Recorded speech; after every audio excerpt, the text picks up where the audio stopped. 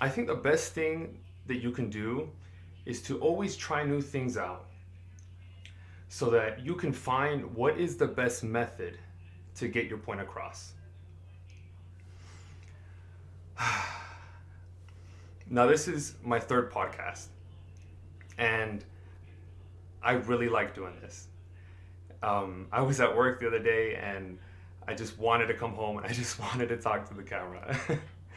I love speaking in front of people, and I think this is a great outlet to be able to put it up on the internet and to really get to a lot of people. So with today's topic, I wanted to talk about something that's a little more personal, and it may be a little emotional. So it's about the biggest lie that I could not let go of. Growing up, I was put into positions of leadership, and a lot of people relied on me.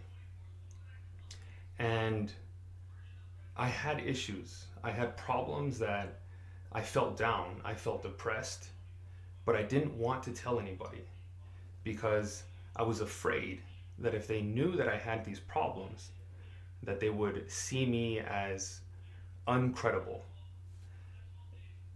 And it was hard for me to accept this. And so I kept it in and I didn't tell anybody. I think it's very important for people to hit rock bottom so that they can get out of that situation and so that they could come out better because of it. Let me paint a picture to what my rock bottom was. And I don't want this to be a religious talk, but this does have to do with when I was on a mission. So, as a missionary, you put on this badge and you represent something much bigger than you. And it's not just about you anymore. Now it's about giving to other people and thinking of them first, loving them. And so in this time, I went through a battle in my mind where I didn't know if I should be myself or be this perfect person, this person that I needed to be while I was out there. And so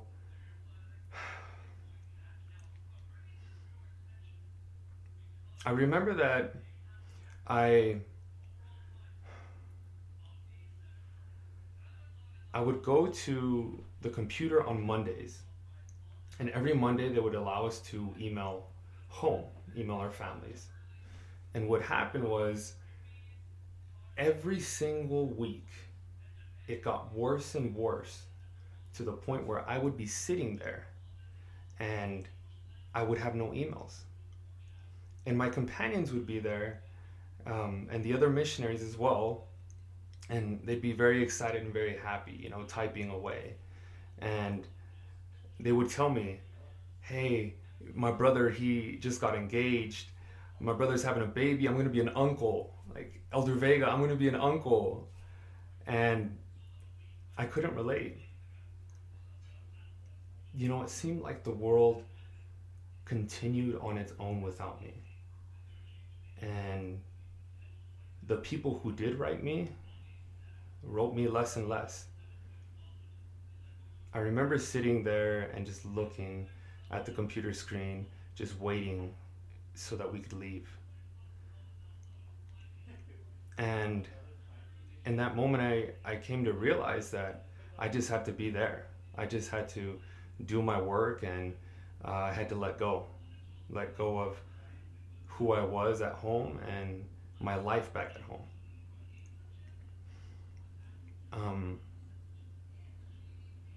It wasn't until I hit rock bottom that I decided to get help. I decided to accept that I had a problem and that I needed some form of counseling. Like, what can I do to fix my problem? And I was asked the question, do you feel trapped? I didn't understand how to answer that. What does that mean? Trapped. I want to be here. What are you talking about, trapped? And over time, I realized more and more that there was certain rules and I could not do everything that I wanted to do. I didn't know that growing up, I had ways to cope with my issues. But because I didn't do these things, I didn't practice these things out there, my issues got bigger and bigger to the point where I had these ideas and these thoughts that were dangerous for myself and for the people around me.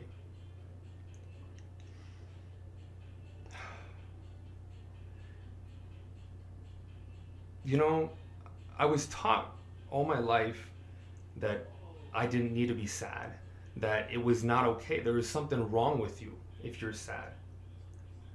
And especially society teaches us as men that we can't be sad.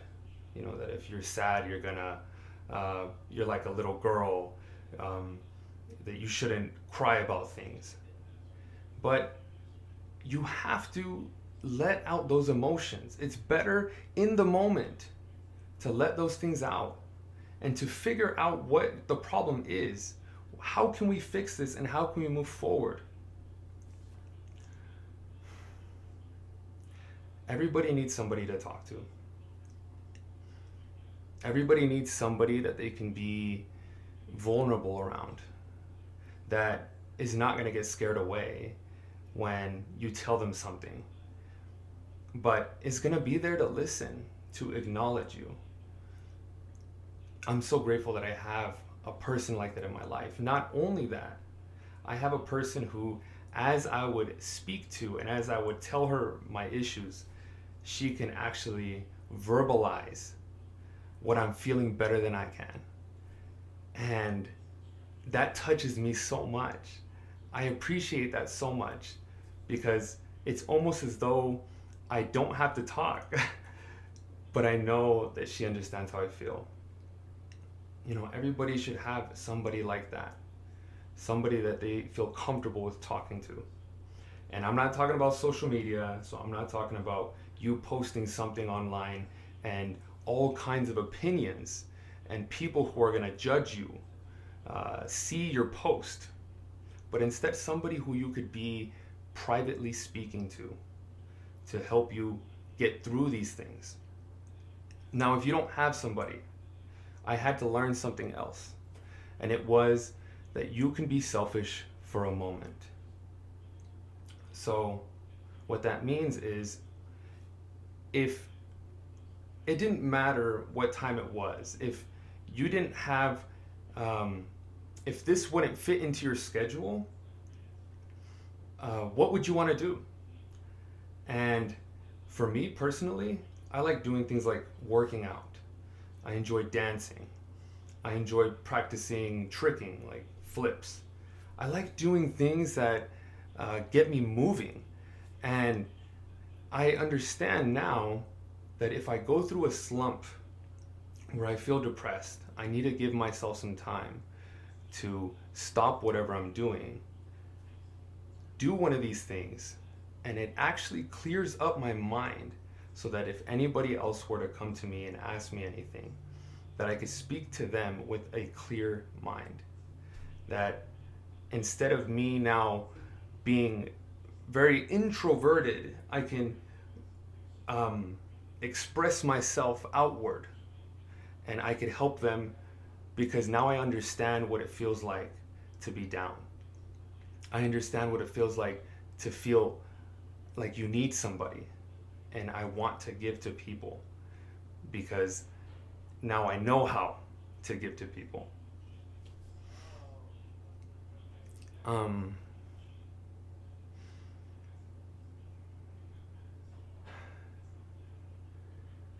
It's important that we come to the realization to choose happiness. And I hope that you caught the key word in that. Realization. Realization is the best way for us to learn. If we come to that realization to be happy, we are actually making a connection in our brain that if you go into a situation again similar to the one that you did and you feel down, you can actually go back into that same connection that you made, and you will understand now how to better deal with it.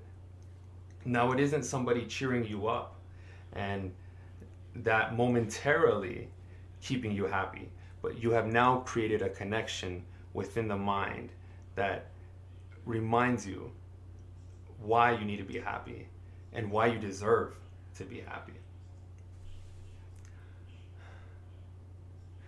Too many people are convinced that this world is hopeless. But if we change our perspective and we become the change we want to see in our life, we will realize that that is the change we've been looking for in this world.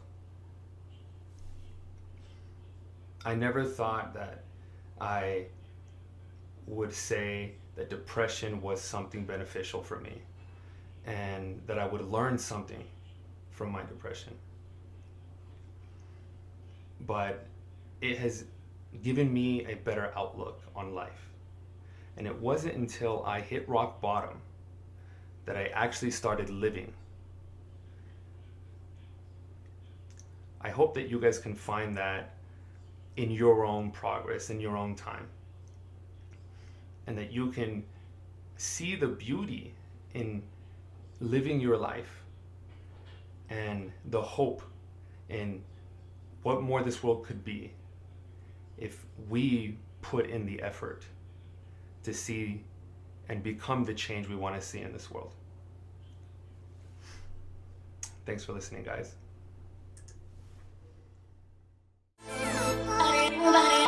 Good.